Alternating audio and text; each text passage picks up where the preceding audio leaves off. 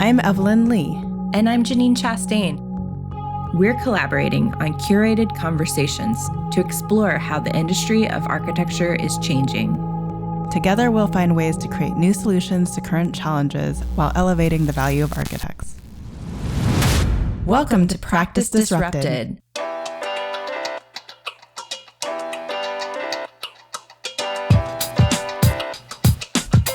Hello, listeners. Hello, Janine. Hi, Evelyn. Hi, Disruptors.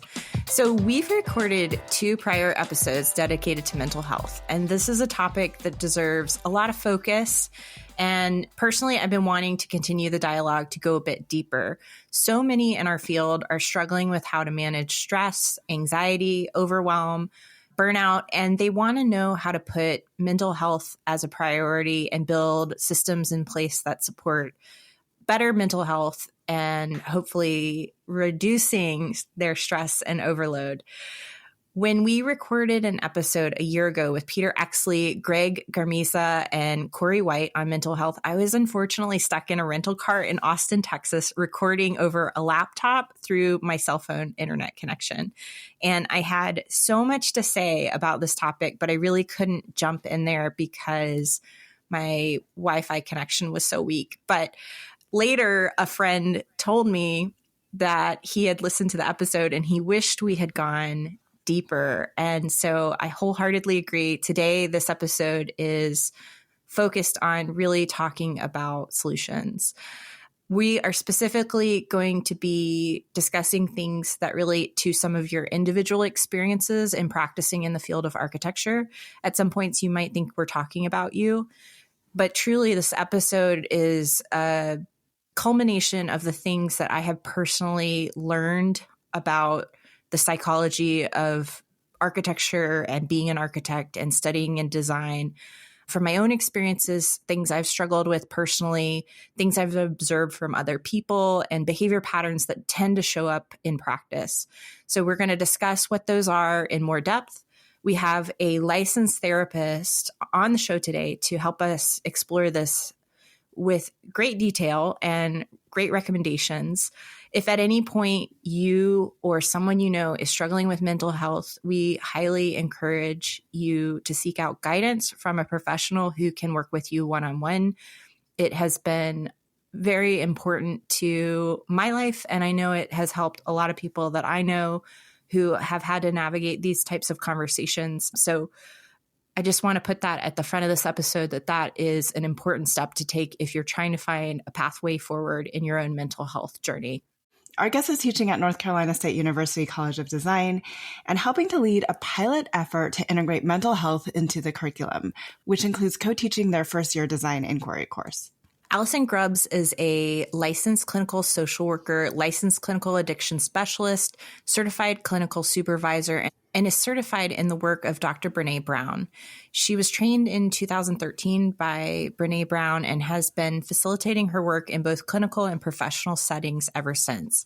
She has been practicing as a therapist for about 16 years and maintains a private practice here in downtown Raleigh. Allison also works with leaders and organizations to help them practice and grow in emotionally healthy ways. So, Allison, I'm super excited to have you on the show. Welcome. Is there anything else you want to add to your introduction? Hi. No, I'm really excited to be here too. I'm excited to talk to you guys. And I'm hoping that this will be a dialogue and we can talk I want to hear what you guys have to say about your own experiences too. But yeah, a lot of people ask me how I made the leap from College of Design graduate to a therapist.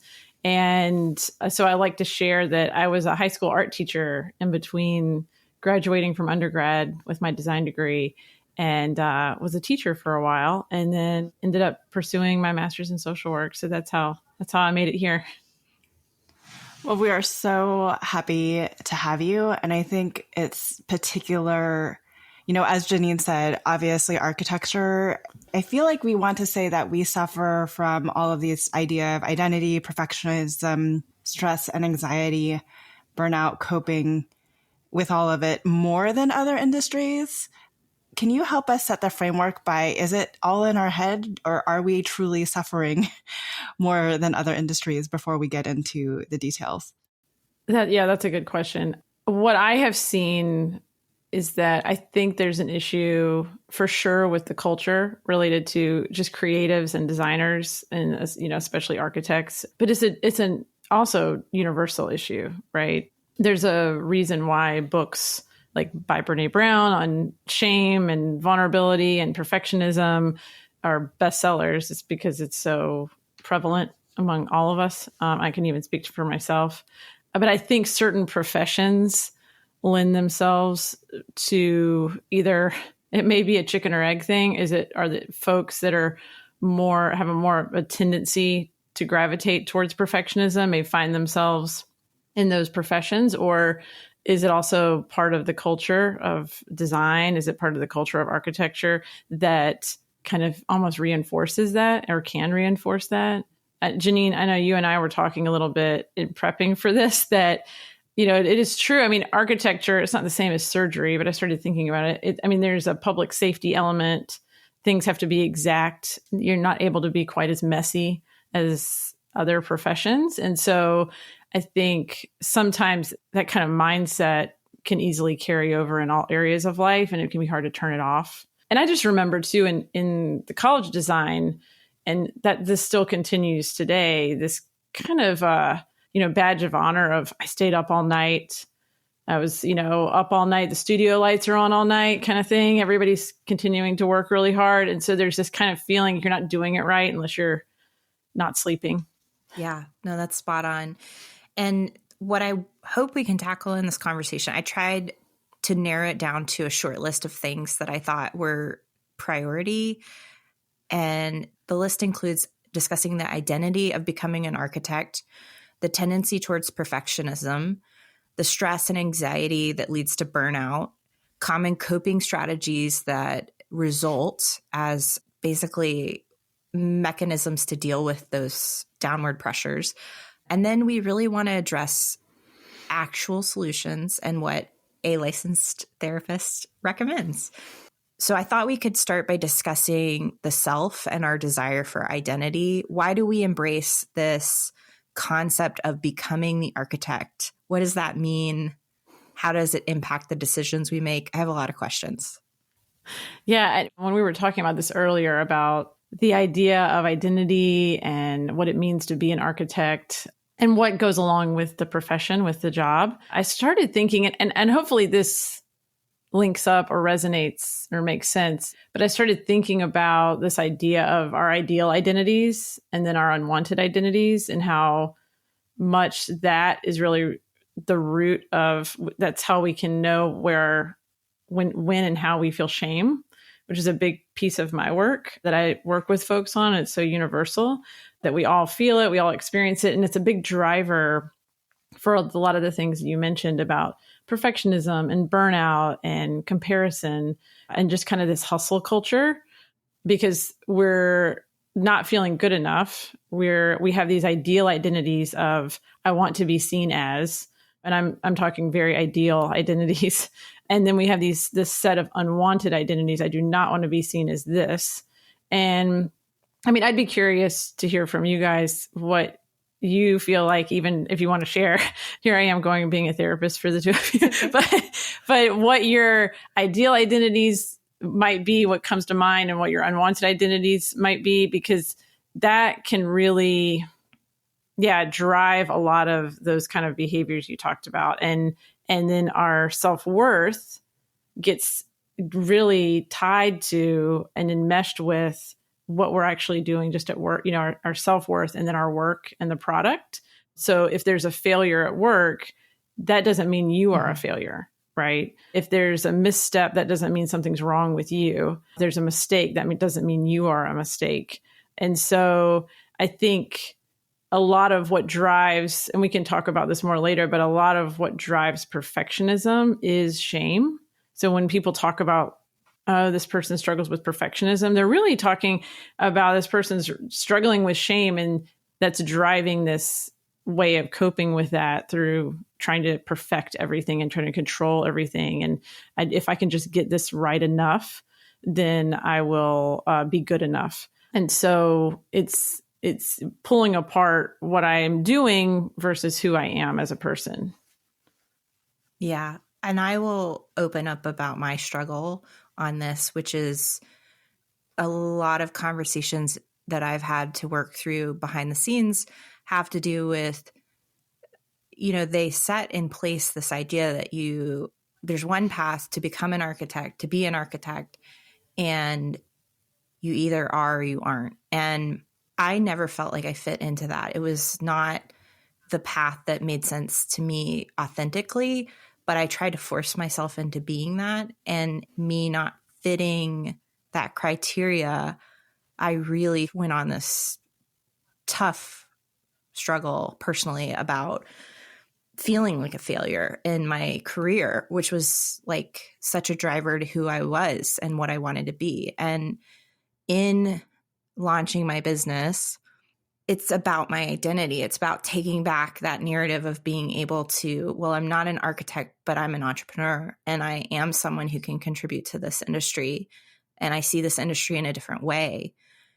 And so now I feel like I've worked through a lot of stuff to get to the point where I feel like my value and my worth is tied to me doing things that align to who I am and not fighting against the things that don't fit me just to be named an architect and to feel like I belong. That is so hard to unpack. And it took me a long time to get there, but it totally is tied into this conversation. And I know I watch so many other people struggle with the pursuit of becoming the architect or not. You're either in or you're not. And others viewing people that you're either in or you're not. But what Evelyn and I believe is that everyone belongs, whether you're a licensed architect or not. And whether you pursue psychology or another field or you stay on the traditional path, it doesn't matter. Yeah, I think I use credentials. I don't want to say I weaponize credentials, but I've utilized my credentials of becoming an architect and then pursuing my fellowship as a way to maintain what I felt needed to be legitimacy in this profession, to have a voice, even if it meant that I would never use that credential to protect the health, safety, and welfare of the public just because I'm not stamping and signing drawings, which is ultimately what that credential is, right? But I felt an inward need, even though I made the decision to leave the profession prior to getting licensed, to kind of cap end for all the reasons why Janine said there's only one path to having a voice and leadership in this profession. And that path is licensure. And then the career ladder of that path is firm principal or partner or owning your own firm. And I don't struggle with it as much. I think I've learned how to lean into it and own up to it, but it shows up daily. And I think it'll continue to show up even more so now in my elected position of like, why are you, it's already shown up. Like, as a president of the AIA, are you going to encourage more people to not get licensed? And that's not what I'm trying to drive. But that's always a question in some people's mind, inevitably. And that plays into how I need to message things on a personal level. And thankfully, I've gained friends like Janine along the way, but I've definitely lost, or there's friends that still, I would say, remain confused as to what I'm doing with my career. Thank you for sharing that, both of you, and being vulnerable like that. I think that, yeah, it's always helpful to hear real experiences. And as you both were talking, I think you both mentioned the word belonging. And as I was preparing for this, that kept coming up for me, I think, because how I kind of define shame, which in turn very related to burnout, very related to perfectionism, is that fear of not being good enough, fear of being cast out, of being disconnected or separate from, because we're really wired neurobiologically to be connected. And, if you think about it, our survival for a very, very long time has depended on being a part of a group and really belonging. And belonging, the difference between belonging and fitting in, for instance, is belonging is I get to be who I am and I'm still here. So as you both were sharing your experiences, I couldn't help but think about wow. So the way it's kind of set up, it's set up kind of as a shame minefield unless you're fitting in this one path. And if you don't, there's this sense of like, you're not architect enough, and then where does that lead? It probably and what I've seen is that it leads to a lot of really talented people leaving the profession, or really talented people getting really burnt out. And in worst case scenario, people getting hurt, so yeah, I think that's a big piece, is this sense of belonging, and the whole practice of architecture. And then what you guys are doing is so important, needs to take a look at that and how it's set up, from kind of the top down and bottom up. And then what principals and partners are doing in their own firms too. Yeah, I agree. I think that there's a lot of accepted rules in the way we practice that create barriers for people that, I'm not trying to challenge that I know more than an architect about certain things. Like, there's definitely things that come with that credential that make them extremely qualified. Those just aren't the things that I'm interested in learning about. So I would much rather you call me about the things that I'm good at that are not tested on in the area. I know how to make money, and I know how to make a business operate, and I know how to keep people on staff. And I know like all these things that aren't defined by that credential, and I'm really good at it. So and it's taken me a long time to let go of the idea that I would become a licensed architect, but I'm at peace with it because I see now my identity and the value in the other things that aren't quantified in that way. But I agree, leadership has the ultimate power to influence that idea of belonging within the culture of their firm. And I think that's much of what the work is that I try to do with firms, is to try and push them to create greater belonging inside of practice. I think one of the conversations that is really important to acknowledge around that is this idea around perfectionism. It's a pattern that I see across firms. It shows up in individuals. I've noticed it in myself. Like, I've been in this profession long enough to have developed this need for perfectionism, which is tough to break once you have that pattern and that behavior. So let's talk about, what is perfectionism? I was wondering, is it a learned behavior? And then how do you support people with this tendency? Perfectionism, the way I would define it, well, you can look at it as just you're trying to make something perfect. But the way I like to look at it is the difference between perfectionism and striving for excellence, because sometimes they get confused in some ways. And because perfectionism, so that's that thing that people say in job interviews, like, what's your biggest weakness? I'm a perfectionist. And, then people go, oh, great, this person's going to work over time and, check everything over a million times. And it's not necessarily a good thing. But the way perfectionism works and the way I look at it is that it's real externally motivated. So it's all about, what are other people going to think? And whereas striving for excellence is really intrinsically motivated and driven. So it's, I want to make a really great product. And they're very much striving for excellence. I'm separating out who I am from what I'm producing. I want to make excellent work. I want to produce something that's high quality, which is a wonderful thing, a great thing as a goal.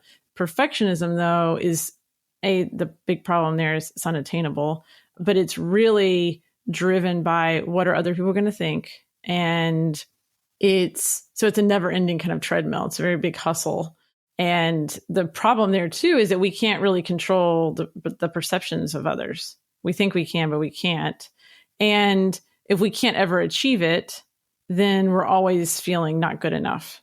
And so it's this never ending thing that starts a cycle that kind of perpetuates itself. And I think perfectionism, there's a lot related to comparison. And I especially see that in creatives and designers that I've worked with, that there's this, how hard is this person working? How good is that person's work? And so there's that comparison kind of drives that desire to kind of hustle for that. Another way of looking at it is in my training with Brene Brown, she uses the metaphor of armor. So if we think about vulnerability, which is how she defines it, uncertainty, risk, and emotional exposure, we will go into the arena. And that's a good metaphor and visual of picturing yourself walking into this big arena.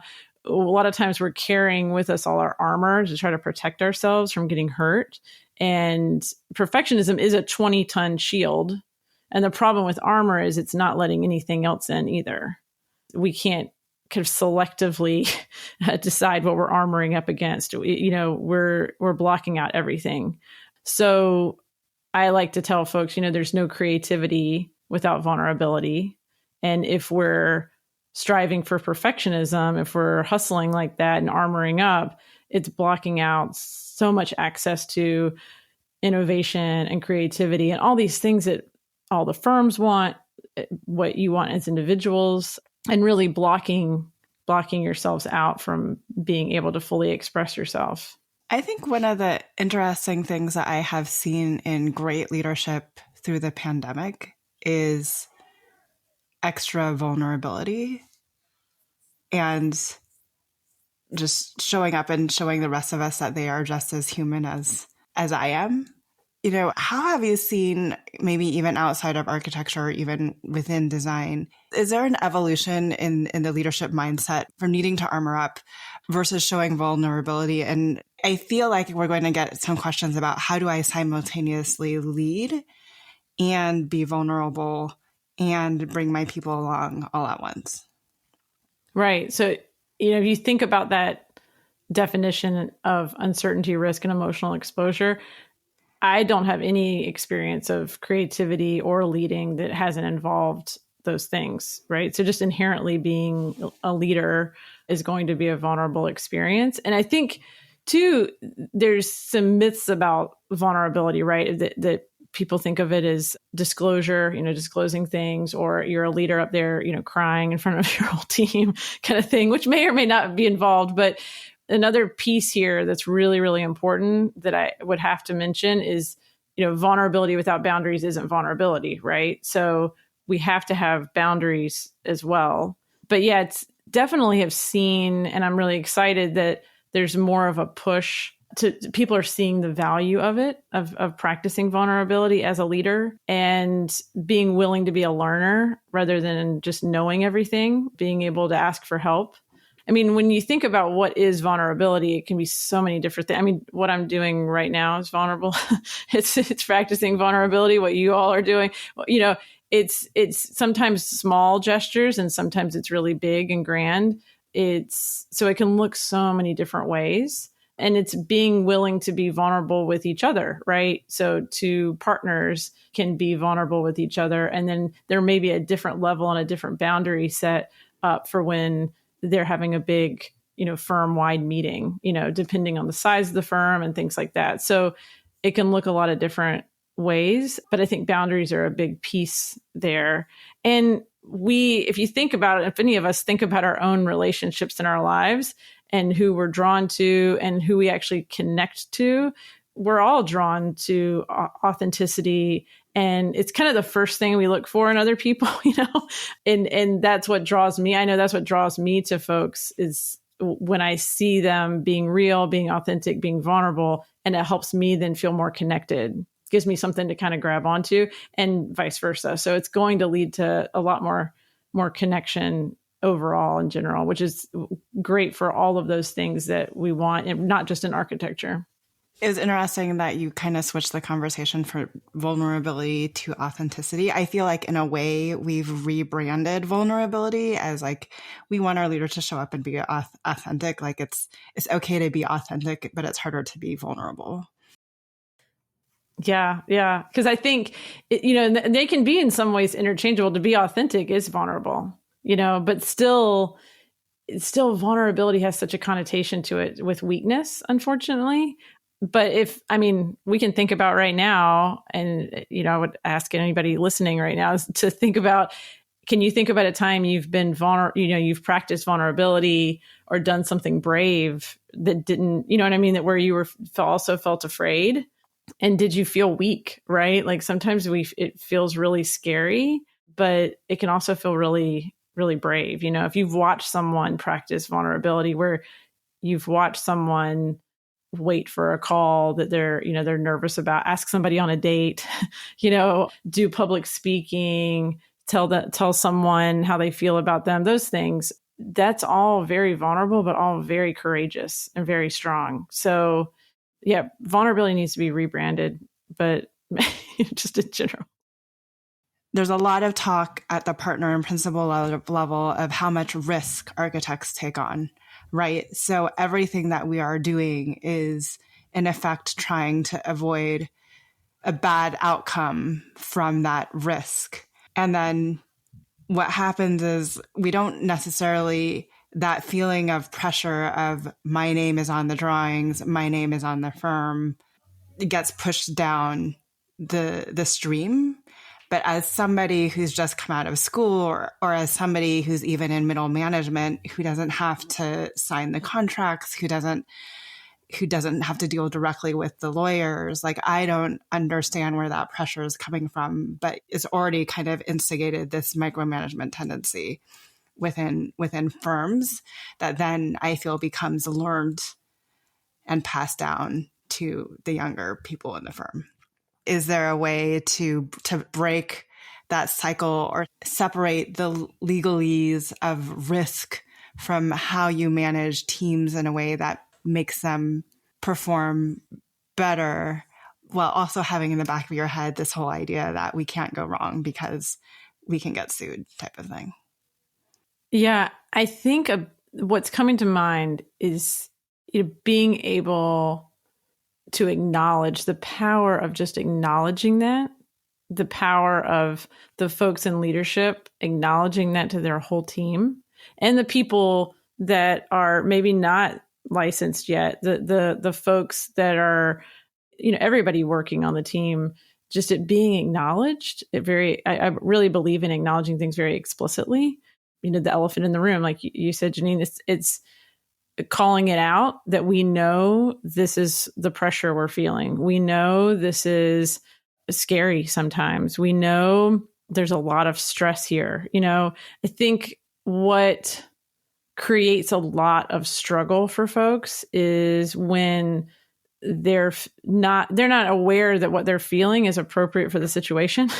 So I think it's really important to acknowledge that, yeah, this is high pressure. This is really stressful. If you're feeling tense, it's because we are all feeling tense. And I want to acknowledge, especially leaders acknowledging what they're doing and saying and how it might affect their team, I think is really, really important, because otherwise people start to feel like they may not be feeling what others are, or that they're feeling something wrong, that something must be wrong with them because they're worried about it so much, or that they're feeling a lot of stress and pressure. So I think the first thing is just acknowledging it. It really helps the entire culture and can help us all really make sense of what's happening. And the way I work with folks is really kind of a bottom-up approach. So what's happening in my body, and therefore that informs what's happening in my mind.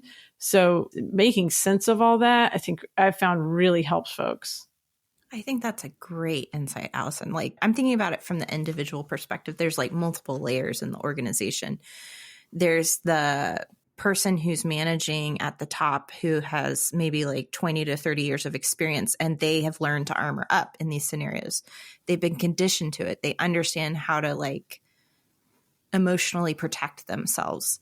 And then you have people at different layers of the organization, like someone who's at the middle, who's, getting hit on all fronts, literally. And then the person who's like entering the profession for the first time, and they're like, does anyone else see this car crash happening? Or are we just not going to talk about it? Like, I always felt like, as a new employee or a younger employee in a firm, the silence in an architecture studio is scary for me because I can't measure if I'm the only one that's feeling anxious. And I know a lot of people do that as a tactic to like come across professionally and like armor up, but like you're saying, and like show no weakness. But like there were definitely times where I was like freaking out, and everyone's not saying anything. There's no one to talk to about like how overwhelming this profession can be at times. And it's isolating. It's super isolating. Well, which makes it worse, right? So the more isolated everybody feels, the worse it gets. And I can think of a million times where I've said, are you stressed too? Or are you feeling overwhelmed? And I hear other people say yes, and I immediately feel less overwhelmed. So it's just in acknowledging it. And sometimes people get afraid of acknowledging it, and that's going to make it worse. It's actually going to be, it's kind of counterintuitive. Saying the thing actually helps the thing be less scary and big. Or acknowledging it to like a really tough guy in your firm that's like been practicing and getting his butt kicked for 15 to 20 years. And you don't want to admit to that person that like you're feeling maybe like a little uncomfortable about if you can get this deadline done. Like, what are you supposed to say? You know, it's tough. I do want to come back to this idea around stress and anxiety. You mentioned that you always talk about this from the individual perspective, and you talk about how stress impacts our minds and our bodies. So why don't you walk us through some of the things that you talk to your students about on that?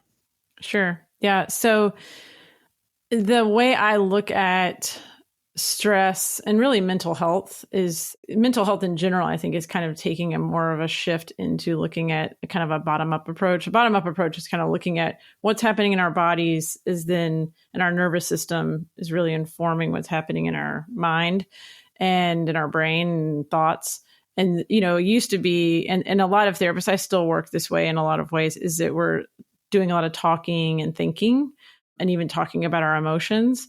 But the way I look at it and the way we can kind of look at stress, and I think it helps. To me, I want to know, so why is connection important on a biological level? Why are some of these coping strategies helpful on a biological level? What's the evidence for that? Why does it work? And so if you think about our nervous system, our autonomic nervous system is really, it's parasympathetic and then it's sympathetic. And so sympathetic is that fight or flight. It's like when we're feeling anxious.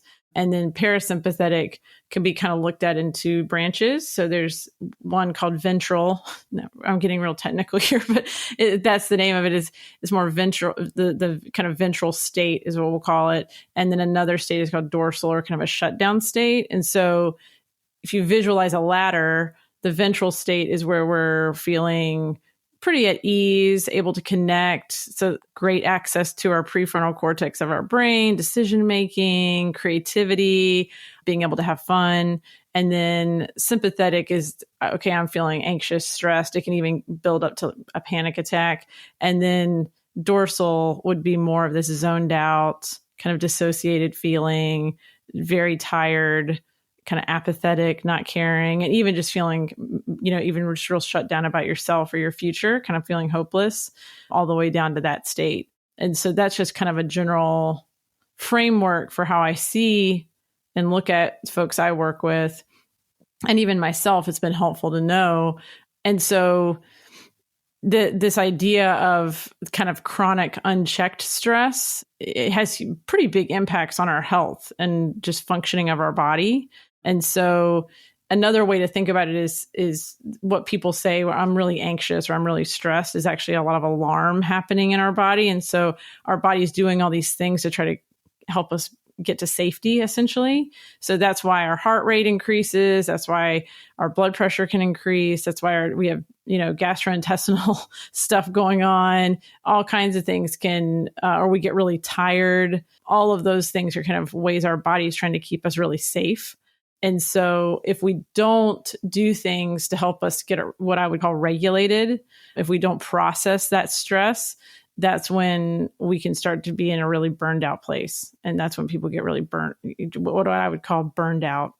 Yeah, let's go deeper into burnout, because I think a lot of people are feeling that way and they don't know how to recover from it. Or, you know, when you're actually, Allison, we were talking about this not too long ago. It was like, when you finally hit the point of burnout, they tell you that you're supposed to just stop, and you're like, but I'm overwhelmed and I'm burned out and that feels terrible. And it's like, it's like this cycle of like perpetual, like trying to come out of it is really hard. And I don't even know I mean, there's tactics to avoid getting to the point of burnout. And then there's like, what do you do when you're in burnout? What do you think? I also wanted to jump in, and before, I would love to hear, Allison, how you define burnout too, because for me, like I like didn't want to believe that I've ever hit burnout, but I didn't realize that, for instance, me procrastinating on something was actually a symptom of being burnt out. So can you just start with the definition of a burnout? Yeah, the way I would think about burnout, it's, if we look at it from that perspective of the nervous system and those different states, we're ideally we're very flexible in between those states. We're not, the idea isn't just to like stay in the regulated ventral place all the time. Nobody's going to do that. The idea is a lot of flexibility between all those states and moving between them. So the way I think about burnout is getting stuck in a place where we're either, just completely exhausted and kind of in that shutdown space, or can't get out of being really amped up and anxious and worrying and having trouble sleeping. So that's what I think of as burnout, is this kind of chronic, unchecked level of stress, unprocessed, so to speak, level of stress. And then kind of just feeling stuck in it, not being able to move out of it very easily into a regulated place. And so then it starts affecting not just work, but all areas of your life. Yeah, I've had to learn coping mechanisms that work for me on how to deal with when I notice that I'm mentally getting to this place. My therapist has helped me figure out what works for me, but I know it's different for everybody. But what are some common things that you would recommend people might do to find their way through burnout? Yeah. And I wanted to mention, I think it's funny, you said they say you should just stop. It's like, that's the therapist. That's all the therapist saying. You should just stop. You should take a break. And I know that's super annoying when therapists say things like that, because when you're in the midst of all the work that you're doing, that's the last thing it feels like you can do is stop and take a break. So just thought it was funny that therapist. It's totally true. Yes. She said that to me several times, and I'm like, I knew you were going to say that. What do you want me to do? Yes. Yeah. I wanted to mention something else too, and we can, I don't know if you want to talk about it or not, or if it would be helpful, but that kind of difference between feeling stressed and overwhelmed, that overwhelm really does call for a pause. I mean, you can't do anything else. And then stress is, I need to call in some backup and help. Yeah. So with coping though, the way a lot of people kind of quote unquote try to cope, right, is through it's more that armor, right? It's like, let me just like keep grinding harder at this thing, or and then there's the perfectionism, but also a lot of numbing and we're trying to feel better. So if we look at it in a really loving, more compassionate way, which I try to do, and I think that's ultimately an important strategy, is a lot of compassion. Compassion doesn't mean I'm just going to let myself off the hook, but it's also helpful to see what our behaviors are doing. They're trying to help us, right? So even just zoning out and numbing out on social media, with food, with eating, with drinking, with other substances, all of those kind of numbing behaviors, they're really trying to bring us some relief. So it's a positive intention there, but it ends up creating more problems. So with burnout specifically, I'd say, and just as a preventative kind of proactive thing, but also if you find yourself saying, I'm in this just fatigued place all the time, I'm having a hard time caring about my work, I'm having a hard time caring about other people and myself. A big one, and these may seem kind of simple, but a really big one is just moving our bodies. By that, I do not mean exercise. It's just moving your body in some way. So it could be just finding a way. Is it a short walk? Is it stretching at home? Is it moving your body? Is it tensing up all your muscles and then releasing them? Is it just getting up and dancing? Is it whatever it is that feels comfortable for you, but actually moving your body?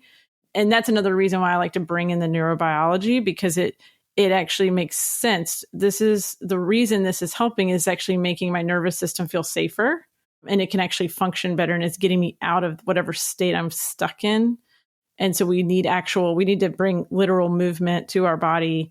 And that helps us then either shift out of that kind of shutdown place and bring some energy to our system, or it helps us move some of that energy so that we can get to a place where we're feeling a little bit more regulated. And another piece here is that since we're, really the way our system works best is connecting to others.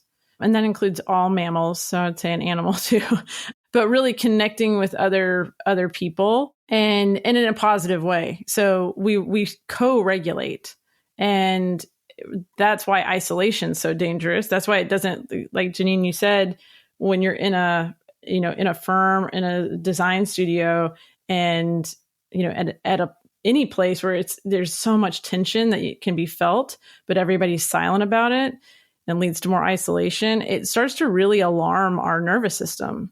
So connecting, getting some camaraderie, acknowledgement, talking, laughing, interacting with other people is really, really helpful. So it may seem like the last thing you have time for or want to do, but going for a walk with a friend, having dinner with somebody, even just talking to someone on the phone, best case would be face-to-face, is really important to help our nervous system get back to a more regulated place. And then and others would be some specific breath work. So very specifically, and this isn't for everybody, we have to experiment with what works best for ourselves. But typically when we were talking about breath work, a really simple thing to do would be inhale through our nose and then a long exhale through your mouth. So when we're exhaling, our heart rate's actually slowing down. And so we want the exhale to be longer. And in general, we naturally do this. And if you have animals, they naturally do this, but just a sigh. So doing a big sigh, and we can sigh out of frustration. Sometimes we sigh out of relief. Sometimes we sigh out of exhaustion, but sighing is a natural thing our body does. And it's a real simple thing, but letting ourselves do that. And we can even kind of induce that with just kind of a double inhale through our nose and a long exhale through our mouth. And those little things throughout the day can help keep us in a place where we're a little bit more regulated. And then in general, just rest, getting adequate sleep, right, is really, really important. I mean, there's a reason why we haven't evolved past needing a certain amount of sleep, because it's not really convenient, but we really do need sleep. And so taking care of that as much as we can, and then being able to play, having play in our life is really, really important. And it actually helps our nervous system, because with play, we're getting kind of amped up, and then we're resting, and then we're getting amped up and we're resting. So it's really helping us get more flexible in that way. And the other one I wanted to mention is just finding meaning and really revisiting back to our values. Why is this important to me? Why is what I'm doing important, and why does it matter? Why am I here? These big kind of existential questions, but having some meaning in our life and making meaning about what we're doing really, really does and can help a whole lot in this kind of just emotional exhaustion and fatigue. And so I would say those things, both in a body and kind of mind piece and part, can be really, really helpful if done on a regular basis, but really to just revisit if we're feeling really depleted. I'm glad you wrapped in the meaning piece of it, because for me, that's the ability for firm leaders to actually build a culture that is less stress-inducing by creating or helping create meaningfulness in the work that everybody is doing and what their contributions mean to the bigger whole. I feel like Janine and I talk a lot about millennials, and especially Gen Z, wanting to work in purpose-driven for purpose-driven companies or purpose-driven organizations. And then I hear a lot of partners saying, oh, well, we do sustainable housing, sustainable, affordable multifamily housing. It by nature is purpose-driven, but I don't think we kind of revisit the values and what that means and the outcome and what it means to the community as much when you're like heads down doing construction documents for a deadline, to get it in time for a permit set. So I'm glad you brought it back to meaning, because I do feel like, again, that is something that principles can set the tone to help everyone in the organization cope a little bit better, feel like they're in a collaborative environment, not so isolated, and how their work they do really is meaningful to the bigger whole. Mm-hmm. Yeah. I think also just identifying from the outset, what are your firm's values, and really continuing to come back to those. And that can be a very good litmus test on what we're doing. How are we treating the folks that are working for us? How are we talking to clients? All of it in revisiting that and continuing to come back to the firm's values. But also, I really believe, and I think it helps organizations a lot for everyone to know everyone's top 2 values, because then you learn a lot about why someone makes the decisions that they make and what's really important to them. So I think knowing our values and knowing the values of the firm can be really, really helpful in being really explicit and clear, and it definitely helps with giving more meaning and helping people. I think another piece I wanted to make sure I mentioned, and it goes with belonging, is everyone in the firm feeling like they matter. So this concept of that I've been kind of digging more into, that I think is really interesting, is this idea of mattering. Really, really important, and can really help with both shame resilience, but help with burnout and help with all of these issues that, it keeps us and prevents people going down that road of that spiral of perfectionism. Yeah, the matter part, it's like, I didn't know how to articulate that for a long time. Like, it's not enough for me to work in a firm. It's also that, like, you value me and you're emotionally invested in me. And it's really obvious when it's not authentic, even if you try to make it so.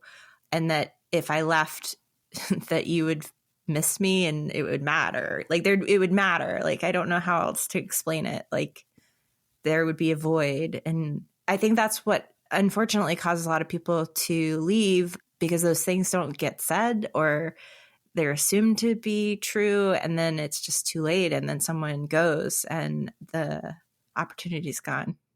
I think going back to this idea of perfectionism, though, and this idea of being armored up, like that is a very big generational struggle that I'm feeling right now in architecture, in terms of what the generations coming in are really desiring, and what has been learned and trained from the leaders that currently exist at the top.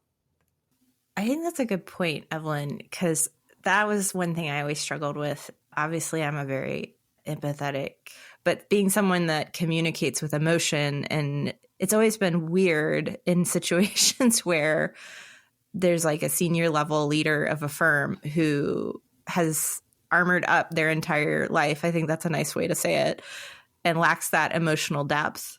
It's hard to bridge, with that person, and it's hard to make that connection. It creates limits on connection, and I don't know their ability to move towards me, because I'm speaking basically a different language than them entirely. I guess my question to Allison would be then, if you're in this situation where you want to be a more connected leader, but you actually really struggle with identifying where you are in the spectrum and how much you've armored up, is there something that, like, are there exercises that I could do to be more self-aware of how I'm coming across to my team? I guess I'm concerned that the leaders aren't self-aware enough to make the change.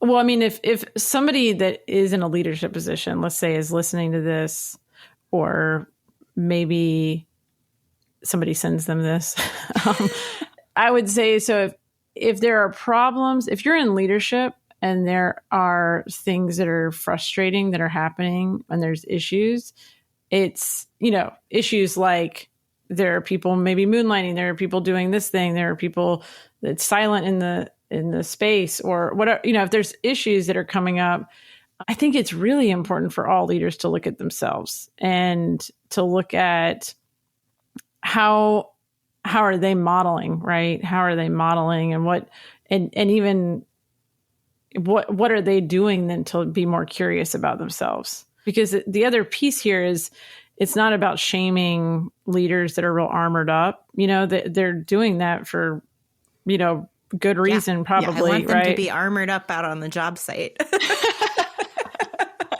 That's where it's helpful. And in contract negotiations, very good.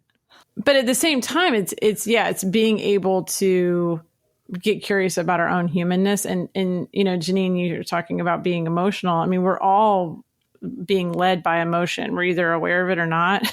So we're all being led by emotion, really. And really, we're being led by our nervous system. I mean, that's what it really comes down to. People just don't talk about it in that way that much. And so they've just learned and adapted to these strategies to get really armored up. But the thing is, we have to ask ourselves, and leaders have to ask themselves, is what I'm doing working? It's kind of like, I've done that and talked to people in family therapy before and been like, well, how's that working for you? The doing the same thing that you've been doing is still getting the same thing.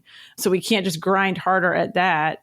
And it's really hard. I mean, that you're doing vulnerability right when it's really excruciating. It's super uncomfortable. This is not real fun. And like, that felt great. It's really hard and really uncomfortable to look at ourselves and then be able to communicate curiosity, uncertainty, and acknowledge it. Just even acknowledging our own feelings is really, really can be really uncomfortable and really hard work. So, I mean, I can think of lots of resources for, well, one in particular, I would say that all leaders should read, but there are, and then there's so much value in bringing someone else in that can help you see blind spots. I know, Janine, you've worked with organizations. I've worked with organizations and really helping them see their blind spots. And it's helpful sometimes to have somebody from the outside come in and, help those leaders do that hard work and to start to shift things. So things start to change, and acknowledging what hasn't been working is part of that. I think of my organizational work is a lot like family therapy in a way, and a big piece of parenting and being with a partner and any kind of family work is about repair. And so we will always have ruptures. We will always have issues that come up, missteps that come up. But if we can repair, and that definitely transfers over into the work environment, if leaders can get really good at repair, it really helps the whole culture. And I want to emphasize this. We all have blind spots. Mm-hmm. We all do. It's universal. Yes. I also think, I mean, my biggest thing is if it's not the armor, we also deflect. Like, it's not my problem that they are moonlighting. It's their attitude. It's that generation that wants to do this thing. But I don't know. I think in Allison, and hearing you talk and hearing and re-listening and always learning more about Janine on these conversations as well, I think I just get concerned that I'm not concerned, but I see the struggle of like, we've always done it this way before and it's worked. Why is this incoming generation different? And like why do I have to change to make them work better? Mm-hmm. Yeah, for them to bring them along. So like how do you respond to that?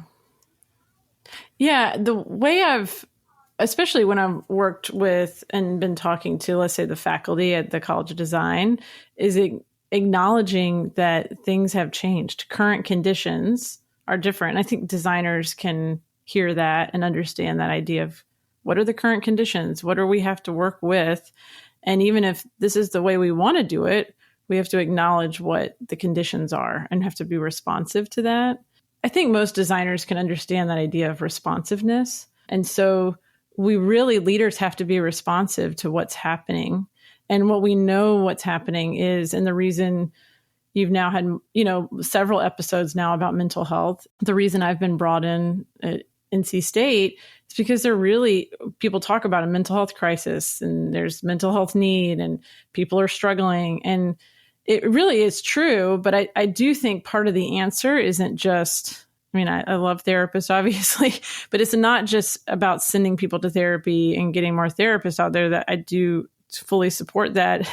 But it's also about, leaders being responsive and changing the way we even practice. It's teaching differently in the colleges of design. It's, educating folks differently. It's integrating into the curriculum, and it's also integrating and, leading differently, because this generation and all of us have gone through a collective trauma in the last few years. We are struggling for lots. There's a million different reasons that we could go through in probably another episode, but there's so many reasons why we're all struggling and we are having a hard time. And mental health is such a big topic right now. And it's the way I see it is it's not just like, people that have mental illness and people that don't. We're all struggling in some way. And so we've all got to we have a responsibility to each other, I think, because we all do better if we all do better. So there has to be a responsiveness to just how things have changed. And the new generation coming up now has really been impacted in a deep way. And so they're going to have different needs in a firm.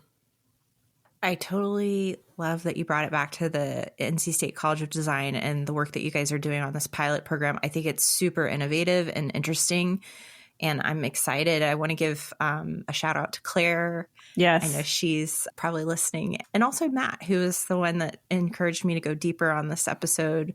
Those are two friends here in Raleigh that Allison and I hang out with. But to bring it back to our listeners, I just want to close with this last question that it's about what can our listeners do to support their mental health? What closing comments do you have to share with them on next steps? Yeah, I think definitely I also want to give Claire a shout out though too.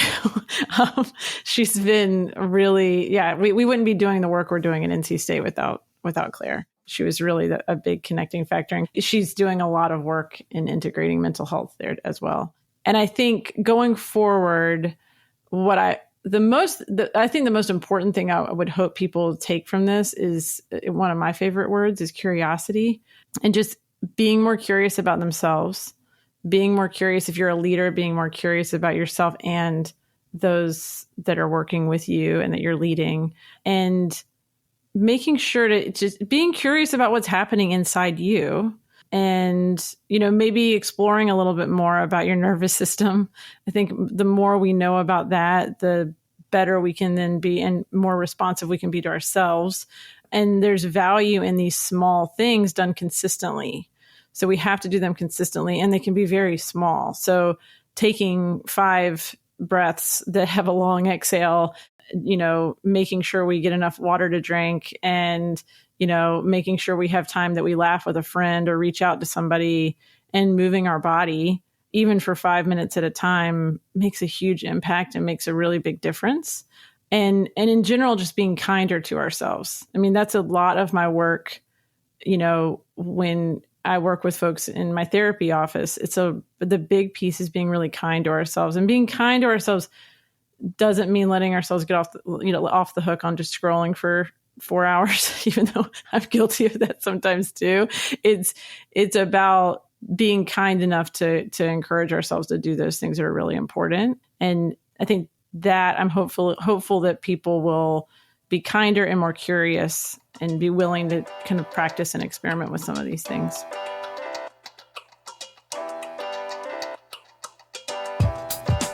Hi, Disruptors! If you like the content from today's show, you can find all of our past episodes over on practiceofarchitecture.com/podcast. Be a part of the conversation by joining us, our speakers, and others in the community at practiceofarchitecture.com/community. Our social media handle is Practice of Arch. That's Practice of ARCH. We'd love to hear from you, so feel free to drop us a DM and say hello. Thank you for joining us on Practice Disrupted, a podcast by the Practice of Architecture. Tune in next week for a new conversation on change in the profession.